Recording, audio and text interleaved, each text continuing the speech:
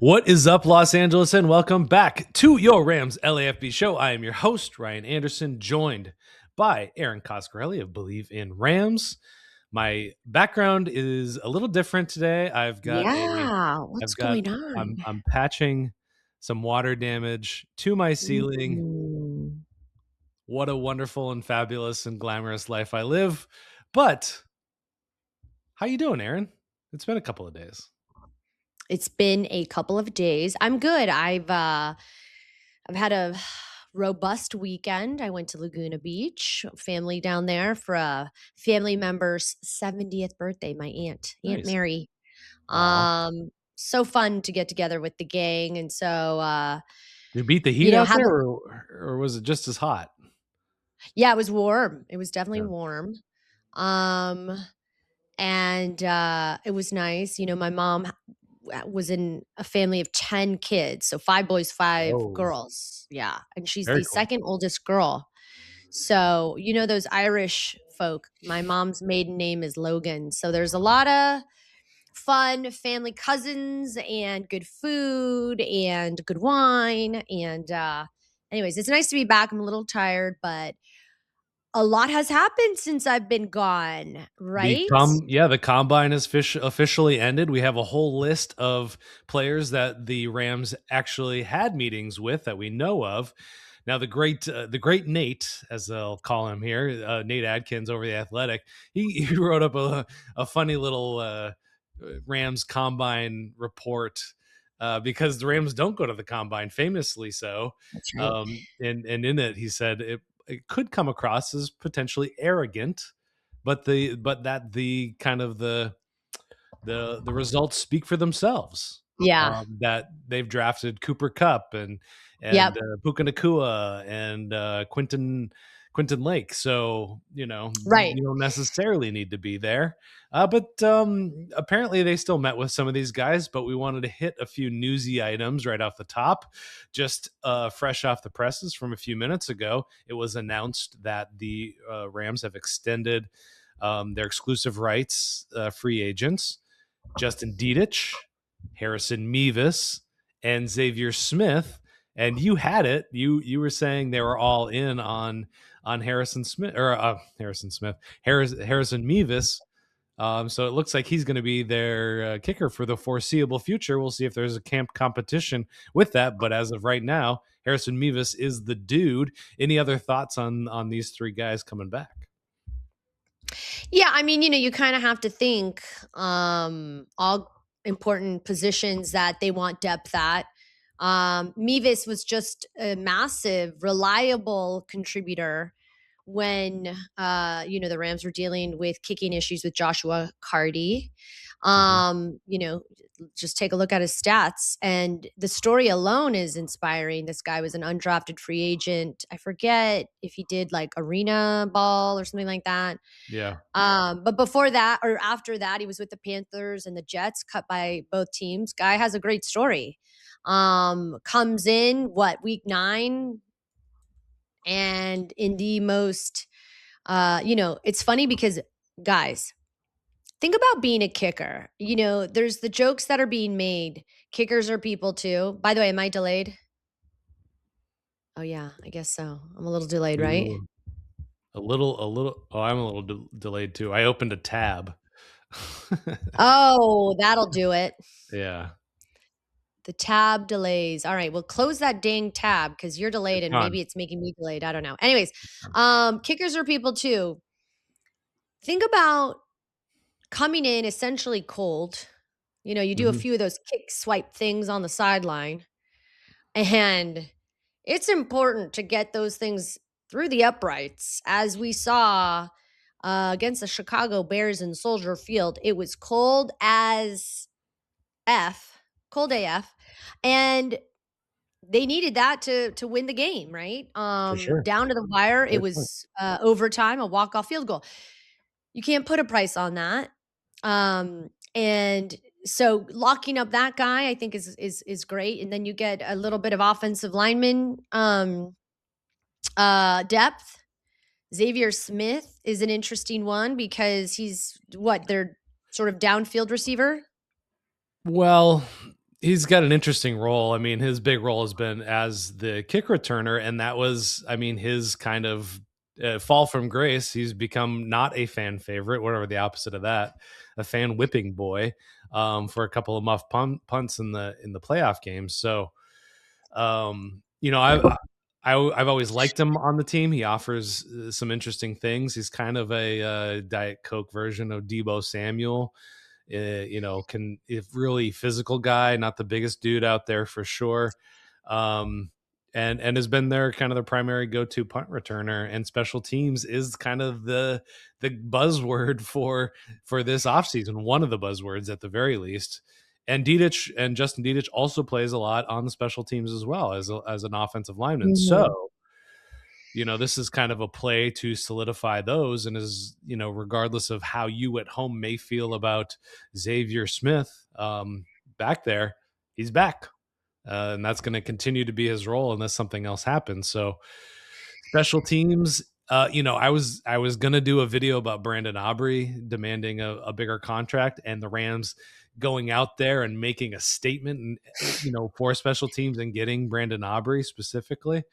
But Beavis is in there now, so I won't have the opportunity to make that video. But you know, they're chugging along. They're starting to check boxes. Mhm. So definitely Yeah.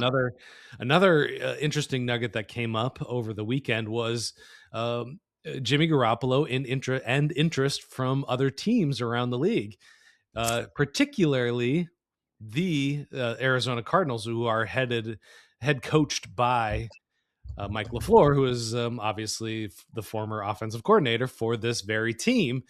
Jimmy Garoppolo Mhm. was a starting quarterback not that long ago, and is obviously getting some buzz. There are a ton of QB needy teams, including apparently the Cardinals. So, you know, likelihood that he's going to be gone is going up, and where there Yeah. is smoke, there is fire. Sometimes rumors are just rumors, but this one seems like it's got a lot of validity to it. So, I Well, mean, and I ultimately, the bigger question is, what does it mean for the Rams at the backup position? Is this Stetson Bennett time? yeah, Does this yeah. foretell anything else? What are your thoughts? Yeah, I mean, I think the theme with Jimmy Garoppolo is he might not need to be a backup in Arizona, and Mm. obviously his time with McVay and Lafleur might indicate they'll potentially put Garoppolo in a starting position and draft an heir apparent there and see how that goes. Being that you know the big conversation around Jimmy this season was the way he got the offense ready. And has been in the quarterback room with Matthew Stafford and has played with guys like Devontae and Puka. So if the Arizona Cardinals want to replicate a little bit of that, maybe. I don't know. It's very interesting. But then imagine going up against Jimmy Garoppolo twice a year when you're the Rams. That's an interesting thought to think about too. I think it's always about the salary cap and what makes the most sense. And when I first heard about the Jimmy G rumors of him potentially leaving, I thought, well, this means they're gonna go in on a drafted quarterback this year, and the need for a backup might just go to the guy that's in the number 2 position. And why wouldn't it be the guy that eventually takes over for Matthew Stafford? Thoughts? Yeah, I mean, I think you and I are both of the opinion that it is time to start looking for the heir apparent. Now, if that's in the first round with pick number 29, if Ty Simpson is still around, he had himself a pretty good combine. Again, a lot of QB needy teams, so no guarantees for him. But you know, there's guys that are going to be available in the third and fourth round that they might take a flyer on. Now they've been connected, and I'm going to reference Nate the Great again here, Nate Adkins at the Athletic, that that you know they should be knocking the door on him for him over there at with the Colts. They should be asking about Anthony Richardson. I don't think I said his name. My opinion differs on Anthony Richardson. I don't think he is ready. I think he needs several years behind uh, of development, I guess I could just say that. So there's that. I did a video on him. Go check that out over at the Rams LAFB page. Tyson Bagent is another guy that I could see them perhaps trading for, that I would like more. Did a video on him and an article on both of those guys, actually. So, there's still all sorts of options for the Rams to find the successor to Matthew Stafford.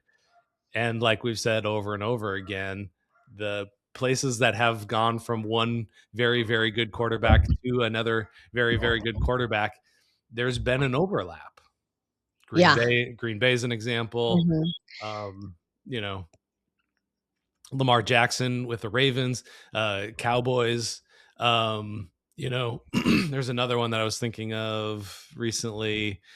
I mean, Jared Goff and Stafford, there's overlap between the two. I mean, well, they didn't play on the same team. Different situation there. But yeah, exactly. Yeah, that's true. Green Bay is the best example of this, I suppose. Yeah. Twice in a row they did it. So yeah. Well, and just to put a bow on it, it lining up that a free agent becomes available at quarterback, or a free agent or a trade just materializes. These are very, very low probability ideas. The fact that Stafford ended up on this team, it was pretty low probability. I mean, they kind of fell into his lap. I mean, there was a chance that San Francisco was going after Stafford. They didn't end up getting the deal done, but it just goes to show you that not all the time is this just gonna fall in your lap. So we'll move on to that, and let's talk about these official confirmed, I should say, visits. So we've got a handful of guys here, 7 on my list.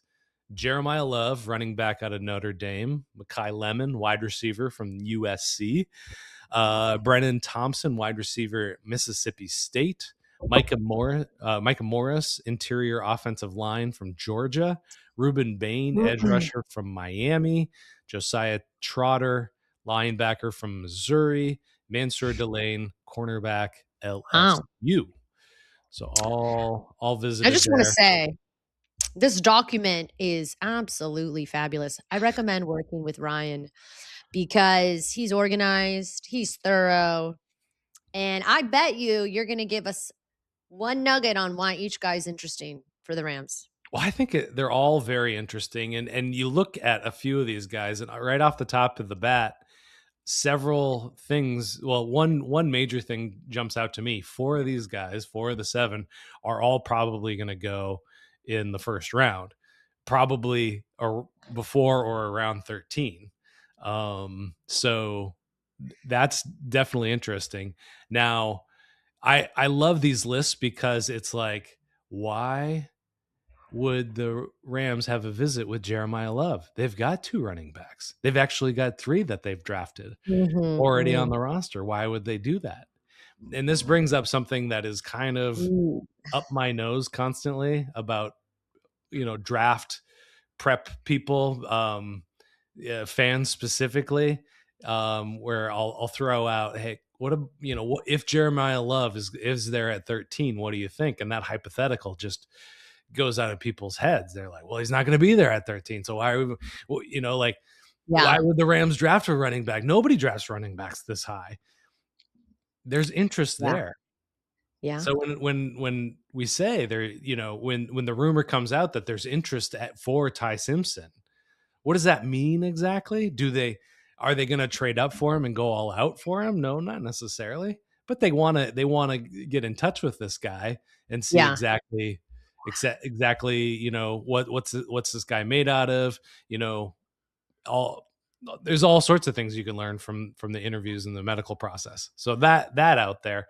Let's just start with Jeremiyah Love. He told Rich Eisen that he had met with the Rams.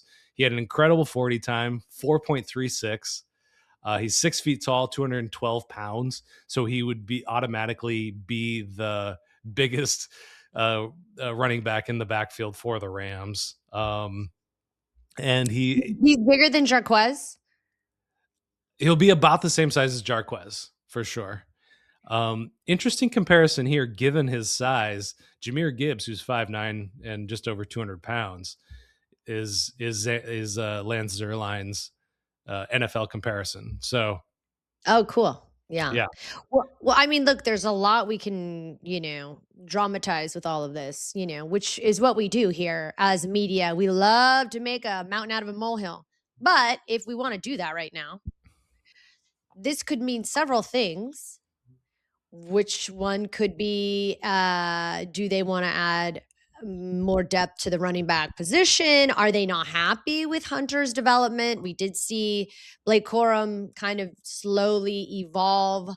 Last year he became much more involved, obviously, this season. So maybe it's just what they do when it comes to the running back position. I'm just curious what this says in the event we want to dramatize things about Jarquez.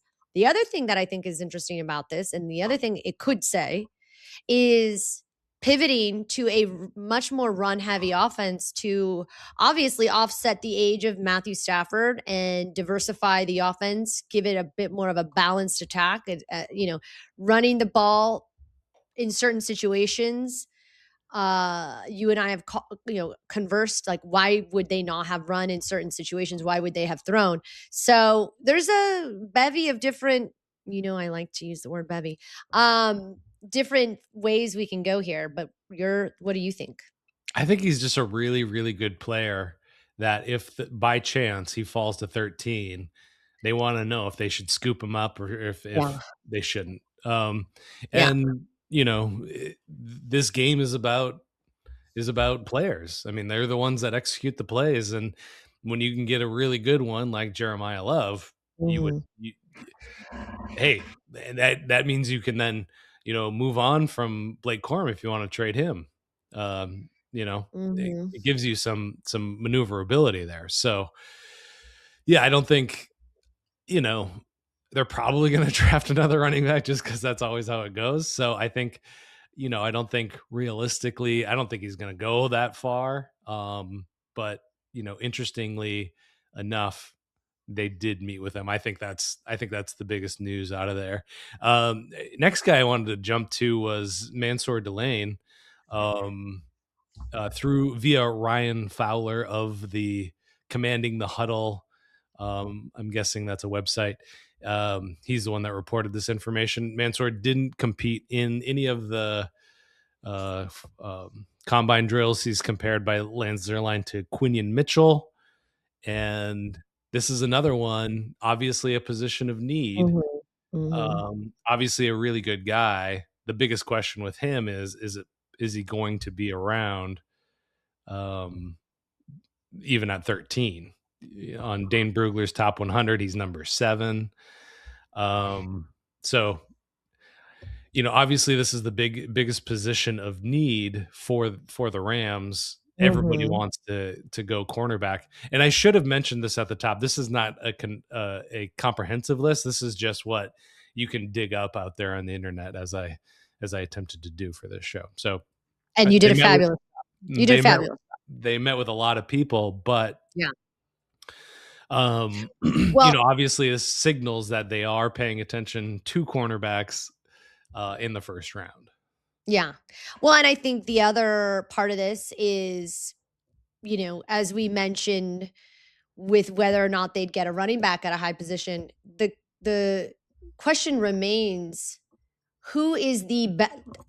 Don't you think last year when the Rams spent a high draft pick, round 2, but on a tight end, which was not necessarily a position of need.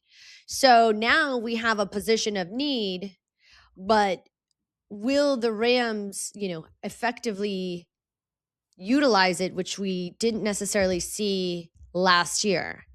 Mm. Everyone wants to know, to me, why not, even in before the trade deadline, why not boost their secondary and get somebody Yeah. shut down version, which, look, if it were to work out and the Rams win the Super Bowl and go to the Super Bowl and they win, they'd be considered geniuses on a very, like, affordable roster for the defense. I want to say the roster was like the second cheapest defensively Mhm. among the NFL, if Yeah. I remember that correctly. So if it works out, they're brilliant and they're geniuses. And if it doesn't, then these are the questions we ask. At what point in the draft does cornerback, which is certainly a position of need, do Mhm. they expend that one of 2 first round picks? Yeah. You know? Yeah, it's an interesting one, and I think when you're sitting at 13, the the calculus should change for you because that puts you in position to go get a guy, let's say like Jeremiyah Love, who is I wouldn't say a generational talent. We'll see what happens, but is everybody's super excited about him. So it puts you in a position to participate in that, and the Rams haven't been this high since going back to Jared Goff. They haven't been this high in the Mm, draft. So they've mm. Oh, yeah, that's their right. draft process, everything that we know about their draft process right now, we kind of have to throw it out the window for specifically 13 because we Yeah. don't know how they approach that. I think they should Right. just go out and get the best player regardless of position. Right, but that's the question. Do they get the best player available as soon as it pops up? If it's a Terrence Ferguson type guy who obviously is potentially going to be an incredible offensive playmaker moving forward, that they hope at least. Do they just do that, and is that the strategy, or do they go position of need? So Yeah. fascinating. It's all fascinating. By the way, do you think it's a value add for them to not? Do we know why the Rams don't go to the combine? Because obviously that gets a lot of traction, like, per Nate's article, right? Saying that maybe there's intel being risked by not going. Well, Nate does point out that there is something about herd think that may happen, that you could be talked into a guy by talking to other Oh, scouts interesting. and whatnot. And Ooh, yeah, I th- I think their reasoning, as far as that's I a can point. best communicate it, is we can get all the data. We don't need to be there in person to do this. We can do everything virtually. We're going to save ourselves time and energy doing so. And you know, Les Snead is kind of a little bit of a weirdo in a way, in a great way. Um, and so Sneeze. I think you must be getting the dust from my joint compound. Yeah, Um, when you're like on the fringe of a sneeze and you're like, yeah, and look then at the it light. goes away. Look at the light. Yeah, Yeah. So I think they just have access to everything they want, and perhaps it's a market inefficiency that they've tapped into. yeah. Other teams send small contingents or very little. So yeah, I'm not sure. Let's move to wide receiver Malachi Lemon fight on with USC, as reported by Chase Senior of Chat Sports via X. Malachi Lemon did not participate in any combine drills. Um, he is getting mocked a lot to the Rams. They have a need for that long term answer at the second a wide receiver position. There you go. And is getting compared. He gets a comparison of Amon-Ra St. Brown, which is kind of Yeah, a that's easy one to make. And he's getting some flack for his interview. Oh, yeah, that's crazy. Come on, guys. What did he Yeah, do? He didn't do anything. He didn't say anything.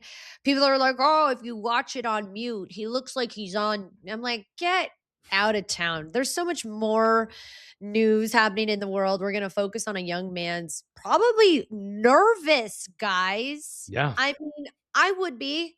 sure. Yeah, So, it's the get world's over it. largest job interview. I think. Yeah, and everyone's got an opinion. I really find it, you Yeah. know Well, and it's interesting how kind of mainstream media slash all of the other media, which we're included in, they allow a ton of media into the combine. People ask crazy questions. People come out of left field. People are talking over each other. It's a very hard place to do your job if you're Yeah, ever there. yeah, yeah. Um, and I think it's being completely overblown. I Yeah. think probably in the Rams meeting, I'm sure that plays a lot more heavily than in the scrum that he was a part of, which probably had 75 people in front of, I would imagine, since he's number two receiver Yeah. there. So I think it's all been overstated. I think there's a big overreaction to that. And everybody's an individual, and sometimes, like I was gonna these things just get overblown. And if anybody has any personality whatsoever, if they're not the most polished and media trained guy out there, they get jumped on. Yeah. And it is, I mean, that's just the state of things. So um interesting that they met with him. And I mean, I think this one's the most cut and dry. If he falls there, I can absolutely see them going there. Dane Brugler has him ranked as the 14th overall on his top 100. So a lot of good stuff from him. Plays bigger than he actually is. Definitely has some good speed to him. Competitive, really competitive at the ball point, and just a competitive guy in general. And who cannot use another Amon-Ra St. Brown? Another Yeah, way to exactly. say Amon-Ra St. Brown, I think, is Cooper Kupp. Say that again? Another way to say Amon Brown is Cooper Kupp. Amon-Ra? Amon-Ra St. Brown. I shortened his name. Another way to say that guy is Cooper Kupp. I think Oh, I see. Okay. they played the position really similarly, and traits Got it. are very similar. I think, and he's faster than Cooper Kupp, so that's all good And news. he's a Trojan. We'll leave it there. Fight on. Yeah. The Rams surprisingly have not drafted a USC guy since 2012. I think is the last time. Who was the Yeah, USC? I can't remember. I'll look it up at some point. I'd have to open up a tab though. Yeah. So I want to take this opportunity to jump. Unless you have any other thoughts on Makai Lemon, I kind of Nope. dominated that one. Okay, jump to edge rusher Rueben Bain Jr. out of the University of Miami. Rueben Bain told Rich Eisen, so he is his own source on that one. He also did not participate in any the combine drills. Comparison to Brandon Graham, I think that one's very nice. This guy's got a ton of production. Power to speed, speed to power, heavy hands, competitive motor, very, very competitive, I would say, is probably why the Rams are talking to him. The big news about him coming out of the combine is he's got T-Rex arms, as they like to say.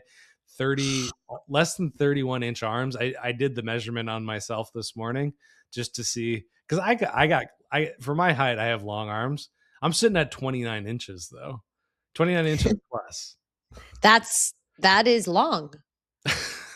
But I mean, this guy should blow me out of the water. Well, that's what I'm saying. Yeah. Yeah. Well, right. Yeah. So you're saying you're comparable, but maybe you just have, you have very long arms for your type, archetype. Yeah. Yeah. So probably the most intriguing one. Yeah. I mean, he would have to go at 13 if they were going to take him. Obviously, they've invested a lot at the position. So, I mean, but they're still talking to him. They still like something about him. Listen, nothing the Rams do is ever conventional at this point. So I think, keep it moving. Keep it moving. Like, they signed Xavier Smith, who had, arguably a very frustrating performance in the NFC Championship, because they're willing to oversee or overlook some of the things convention would say, let's get rid of this guy. Yeah. So that's one of the things that I do appreciate about the Rams is they have this emotional maturity to go beyond what your typical, they don't go to the combine. They sign an undrafted. Thinking outside the box. Yeah, they're thinking outside the box, Ryan. I like that. Anyways. Yeah. Well, and also you gotta think that they've got 4 guys drafted along that defensive line. They're going to have to pay all those guys or move on from them. Yeah. Byron Young is kind of square in the focus of that right now, having come off an incredible season of production. And if you want to compare body types to who's currently on the roster, this is kind of the Jared Verse replacement. If they wanted to think of it in those terms, because I imagine Jared Verse is going to want a very large contract, and that's a conversation for another day. Right. But real quick, of course he's going to want a large contract, defensive rookie of the year. Yeah. When he was a rookie, you don't think pay the guy? Well, let's see how he does. Let's see how he does. I mean, he gets lots of pressures. He doesn't get a lot of sacks. And the way I started thinking about it is none of his coaches are going out there saying like, you know what, like pull up, don't get the sack, just get the pressure. Well, and also he's had he's also been criticized for his emotional passion. And, you got to think about the guy's young. But is he locked in and focused? But yeah, that's interesting because is it about sacks? Is it not about sacks? Yeah. And I mean, ultimately, you have to get better at the position. Ooh, zing. I mean, you're saying he had he had a little moment of regression. Look, here's what's interesting. Don't you find it fascinating if you're Jared Verse and you've had to come in and essentially be the chosen one to replace an Aaron Donald, and then also hearing you're not Aaron Donald all the time? I mean, I always got to go the emotional. That's a really great point. Yeah. Yeah. I sense that, and I'm in the building. This guy is so talented. He really is. But to be compared, it's almost like, you had like Elvis Presley as your dad, and then you try to become a singer. It's like, oh, like no one can compare to Aaron Donald. Yeah. But you can still have talented people in the building. And I think I don't live inside Jared Verse's head, but I'm willing to bet that those were the conversations that were being had as a rookie for him, as a rookie, and then last year, and a very talented, strong, scary guy. But when you're, the heir apparent or the replacement for Aaron Donald, I just wonder. But it could be a number of reasons. He really had such a great rookie year. Mm-hmm. So it's interesting to hear you say this. That's my long-winded point I was trying to make. Yeah, and by get better at the position, I mean not necessarily they have to replace Jared Verse. I don't necessarily think that, but I think that edge rusher is one of the best, or is one of the most valuable positions on a football field after quarterback. Definitely, probably number 2, maybe number 3. We could make that argument, but like it's got to drive. It's got to be game changing. It has to, that's not just an indictment of him. Every team constantly should be trying to get better at that position. Yeah. So just to clarify that. Now we'll move on to linebacker. How many more guys do we have? We've got 3 more guys. Okay. Josiah Trotter, linebacker, Missouri. Jackson Durham of Chat Sports was the guy reporting on that one. Comparison to Nick Bolton, which is fine. I would say interesting thing about keeping an eye on linebackers is how much does this team actually value this position? Because that's been kind of the big talking point around this team. Trotter is probably going to go day 2. He's probably going to be around for that, maybe in that 61 position. So, I mean, makes a lot of sense. And also, are they looking to draft or look to that guy in free agency? Mm-hmm. It is interesting that historically, and Ernest Jones will tell you, they are not a heavily, middle of the field seems to be not a investment that the Rams defensively seem to invest in. I don't know. Yeah. Clarify this for people at home who are curious about that.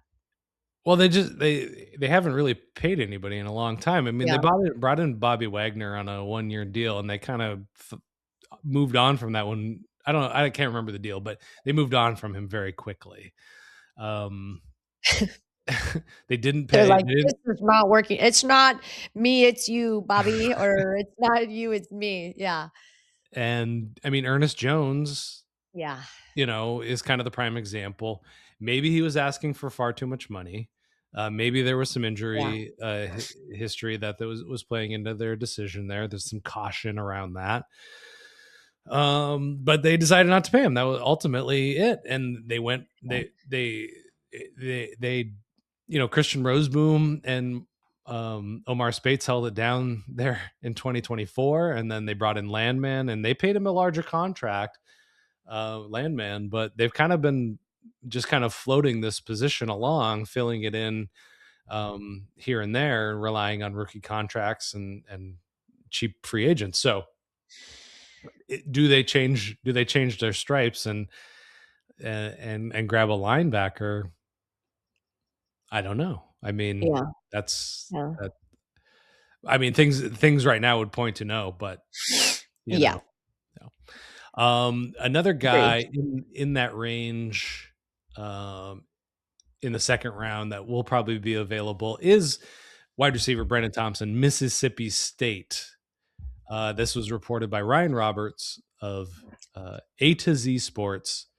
His 40 time, Brennan Thompson, not Ryan Roberts, 40 time for Brennan Thompson, 4.26. Woohoo! That's That's fast. That puts him in the trash. top 10 all time. Height, Wow. 5'9", weight, 164 pounds. This is smacking of a Tutu Atwell replacement. Oof. And he hasn't been re-signed. He hasn't been re-signed. Never Yeah. really found his place in this offense.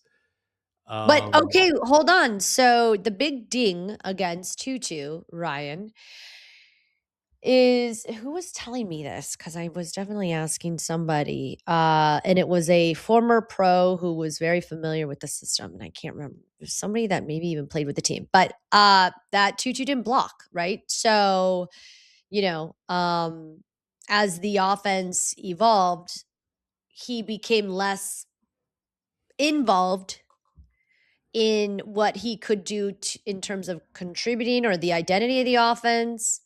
So when you're 5'9", you run a 4.26 and you're 164 pounds, does that not seem to indicate, let's not make the same decision twice and it not work out? I don't know. I mean, the only thing I can say in the defense of it is you can't teach speed. And that is unique speed. We saw it. So the NFL comparison from NFL.com was JJ Nelson. JJ Nelson, that's crazy.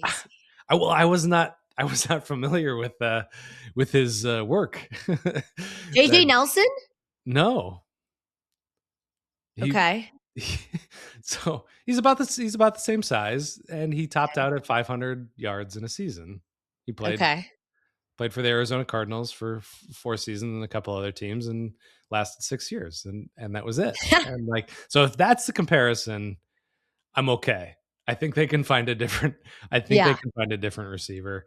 I'm okay with that. So I mean, I don't know. Yeah, I mean, why he's interesting in this bullet point is thin frame raises durability questions. Literally, thin frame raised durability questions per critics about why Tutu wasn't as involved in the offense this last season, right? So, okay, I think we can move on. It sounds like a no to me, but you never know. They apparently, according to Ryan Roberts of A to Z Sports, they met with him. They were interested. They wanted to talk to the guy. Route tree is also developing, and I just want to point out with guys like that in the college game that are just speedsters, they just put them out there and they run go routes. They run post routes. Not a lot of experience there. I'm going to go on to the final guy, Micah Morris, Georgia interior offensive lineman. This is my guy. I've already decided You of love all him? the guys here. This Yes. is who I want. Ari Pulley, I'm going to say, of the Sports Place, Sleeper, Sports Illustrated, and Substack. This guy's a hustler. Ooh. Ari Pulley, I appreciate you for all the work you do. Micah Morris is getting a day 3 projection. He has a relative athletic score of 9.89 out of 10. That's Uh, crazy. and he's big, 6'5", 334. I will say that Lance Zierlein says he's got his profile is a little too uneven. He plays very tall. He needs to be developed.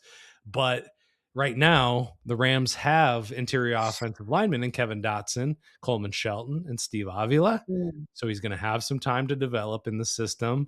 But athletic and big, sign me up. Yeah. What do Yeah. you think? I think what I think for folks at home, they should play alongside us. When we do our little mock drafts for the Rams, we should win something if we get something right. Like I want to like if this is your guy and he's somehow somewhere getting picked, we should get a prize. Like we're smart. Like I think what's interesting too is this thing is saying day 3 projection. I think there's got to be something to be said when we talk about these guys. I see a sparkle in your eye. I see a sparkle in your eye. It makes a lot of sense. Look, I mean, again, depth along the offensive line. Why? To protect Matthew Stafford. Kevin Dotson praised because when he was not available this season, Yeah. the run game suffered. Mm-hmm. So if they are looking to try to find moments of Kevin Dotson-ness, and this guy has flashes of that, sign us all up. Then he's our guy. He's everyone's guy. He's the Rams guy. He's Les's guy. He's Stafford's guy. Yeah. So, So hopefully he lands somewhere where they're going to be able to take him. Lance Zierlein, Morris has a rare blend of intelligence, power, and movement. ooh, that's rare. I'm That is kind of rare. I'm kind of surprised he's not, and he's coming out of the SEC in Georgia, so it's like I'm surprised this guy's not going to go higher. I'm keeping an eye on that. He might Yeah. be moving up boards for sure. Yeah. So I think that's all we got. Those are all the Yeah. players. Obviously, like I said, they met with all sorts of players. These are just the ones that those intrepid reporters out there dug up and put online for us to enjoy. So we'll have plenty more draft content. I'm actually going to do a show with the draft expert, Will Decker, who is actually a good friend of mine as well. So ooh, that'll be fun. That'll be this week. So we'll have that. So be on the lookout for that. Until then, guys, that's all we've got. We'll see you then. bye.